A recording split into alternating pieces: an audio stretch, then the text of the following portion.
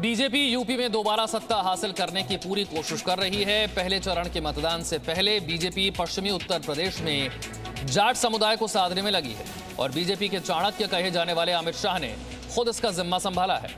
कैराना के बाद अब अमित शाह एक बार फिर से जाट बिरादरी को मनाने में की मुहिम में जुट गए।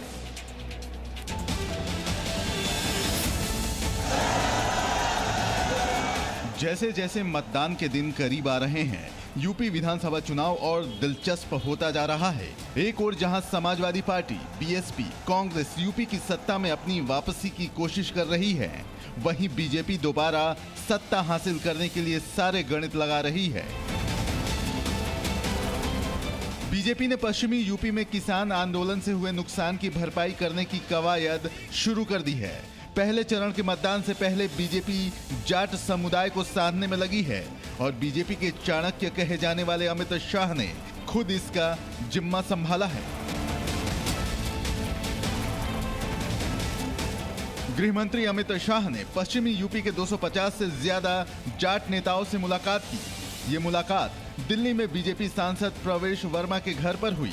बैठक में अमित शाह ने जाट समाज की समस्याओं और नाराजगी पर विस्तार से बात की और चुनाव में उनका समर्थन मांगा। सूत्रों के मुताबिक बैठक में पश्चिमी यूपी के जाट नेताओं से अमित शाह ने कहा, जाटों ने मुगलों से लड़ाई लड़ी, हमने भी लड़ी।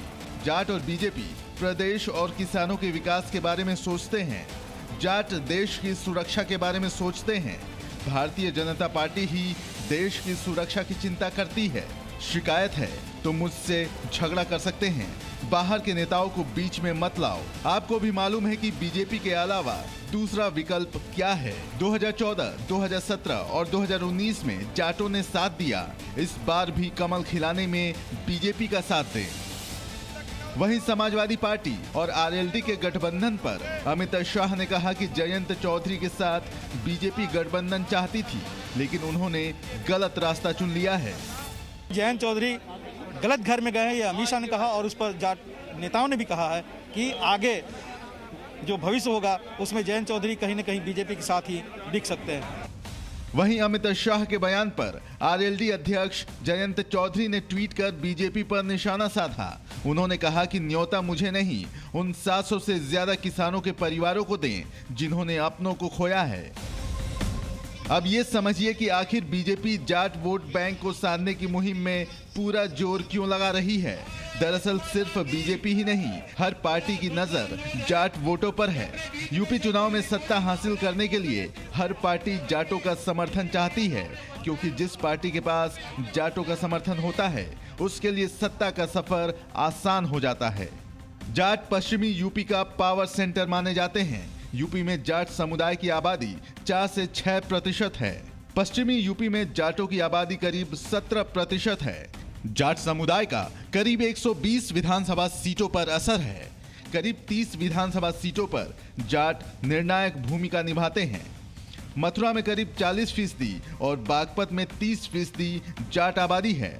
सहारनपुर में करीब 20% जाट आबादी है। लोकसभा की करीब 18 सीटों पर भी जाटों की मजबूत पकड़ है। पश्चिमी यूपी के चुनावी गणित में जाट वोटर असरदार भूमिका निभाते हैं। पिछले विधानसभा चुनावों में जाट समाज बीजेपी के साथ था, लेकिन इस बार किसान आंदोलन और गन्ने के भुगतान को लेकर किसानों के एक वर्ग में बीजेपी के लिए नाराजगी दिख रही है। 2017 के चुनाव में बीजेपी को एक तरफा जीत मिली थी। मुजफ्फरनगर कांड के बाद वोटों का ध्रुवीकरण हुआ और किसान आंदोलन के चलते बीजेपी के प्रति नाराजगी नजर आई। बीजेपी का समाजवादी पार्टी और आरएलडी गठबंधन से कड़ा मुकाबला है। चुनाव में पश्चिमी यूपी के किसानों का गन्ना भुगतान बड़ा सियासी मुद्दा है। बीजेपी को उम्मीद है कि वो मतदान से पहले जाट समाज की नाराजगी को दूर कर लेगी और बीजेपी 2017 की तरह एक बार फिर जाट के दम पर सत्ता का ठाठ हासिल करेगी। जो जाट नेता है यहाँ पर मिलने आए थे, उनका साफ तौर कहना है कि 2017 से जो पहले के हालात थे वो कतई नहीं चाहेंगे कि 2022 के बाद एक बार फिर से वैसे ही हालात हो। इसलिए जो यहाँ पर आए थे जाट समुदाय के पश्चिमी यूपी से, सब कहना है एक बार फिर से बीजेपी सरकार। रविंद्र कुमार, जी मीडिया, दिल्ली। गृह मंत्री अमित शाह आज मथुरा जाएंगे और पार्टी के लिए चुनाव प्रचार करेंगे। आपको बताते हैं आखिर बीजेपी को गृह मंत्री अमित शाह के वेस्ट यूपी के मोर्चे पर भेजने की उन्हें जरूरत क्यों पड़ी। जाट वोटर का साथ क्यों जरूरी है बीजेपी के लिए? पश्चिमी यूपी में विधानसभा की 136 सीट आती है। कई सीटों पर जाट वोटर्स जो हैं वो निर्णायक भूमिका में हैं। पश्चिमी यूपी में जाटों की आबादी करीब 17% है। मुस्लिम और जाट अगर एकजुट हुए तो बीजेपी की मुश्किलें जो हैं वो बढ़ जाएंगी। 2017 में बीजेपी के साथ जाट वोटर रहा था, उसका फायदा बीजेपी को मिला था। इससे पहले आरएलडी का साथ देते आए थे जाट वोटर। एसपी और आरएलडी गठबंधन बीजेपी के लिए चुनौती बन गया है। 2017 में पश्चिमी यूपी हिंदुत्व की एक प्रयोगशाला के तौर पर बना। जब किसान आंदोलन शुरू हुआ तो किसान आंदोलन का गढ़ बन गया पश्चिमी यूपी। किसान आंदोलन की वजह से यहां के समीकरण पूरी तरह से बदल गए हैं। बीजेपी के रणनीतिकार इस हकीकत से वाकिफ हैं, इसीलिए जाटों को साधने के लिए अमित शाह खुद मैदान में उतर रहे हैं। यूपी में जाट समुदाय के बीजेपी से नाराजगी को लेकर बीजेपी सांसद प्रवेश वर्मा और संजीव बालियान ने जाट समुदाय के बीजेपी से नाराज होने की बात से इनकार किया है। दोनों नेताओं का मानना है कि जाट बीजेपी से नाराज नहीं है। संजीव बालियान ने एसपी और आरएलडी गठबंधन पर भी निशाना साधा। मिलाना जो नहीं है, सभी खुश हैं, मगर क्योंकि चुनाव है सभी से मिलना पड़ता है, अपील करनी पड़ती है। गृह मंत्री जी तो हर चुनाव में ऐसे ही करते हैं, वो तो सभी से मिलते ही हैं। सारा समाज भारतीय जनता पार्टी के साथ, प्रधानमंत्री मोदी जी के साथ खड़ा है। देखिए, हमेशा हमारे ऊपर ही क्यों पड़ती है, मैं समझ नहीं पाया कि हम नाराज हैं, जाट नाराज हैं। ऐसा कुछ नहीं है। जाटों ने पहले भारतीय जनता पार्टी को वोट दी, अभी भी एक बहुत बड़ा तबका भारतीय जनता पार्टी को वोट दे रहा है। ये गठबंधन जो है ये दिल्ली और लखनऊ का गठबंधन है, जमीन का गठबंधन नहीं है। सबके अपने अपने वोटर हैं और वोटर कोई किसी के कहने से नहीं जाता, उसकी हर जगह उम्मीदवार की चॉइस होती है और पार्टी की चॉइस होती है। तो यूपी में अगले महीने होने वाले विधानसभा चुनाव को लेकर सभी पार्टियां जोर शोर से प्रचार में जुटी हैं। यूपी के मुख्यमंत्री योगी आदित्यनाथ अपने चुनाव प्रचार अभियान के तहत आज बिजनौर, नजीबाबाद, धामपुर विधानसभा का दौरा करेंगे और बीजेपी उम्मीदवार के लिए यहां पर वोट मांगेंगे। वहीं बीजेपी के अध्यक्ष जेपी नड्डा भी आज यूपी में पार्टी के लिए चुनाव प्रचार करेंगे। जेपी नड्डा आज शाहजहांपुर जाएंगे और लोगों से बीजेपी को वोट देने की अपील करेंगे।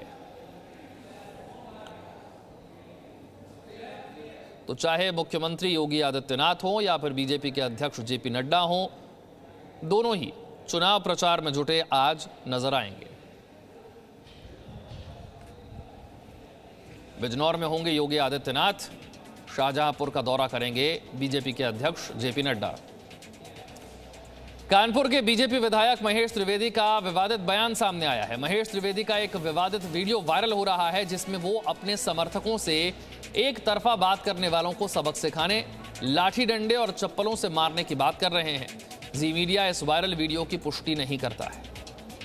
तो हम आप लोगों से आह्वान करेंगे कि इस बार जो आतताई लोग हैं, जो एक तरफा बात करने वाले लोग हैं, जो ताकत का दुरुपयोग करने वाले लोग हैं, लाठी डंडे चप्पलों से मारो, बस गोली न मारना और हम सब देखेंगे, हम सब लोग देखेंगे।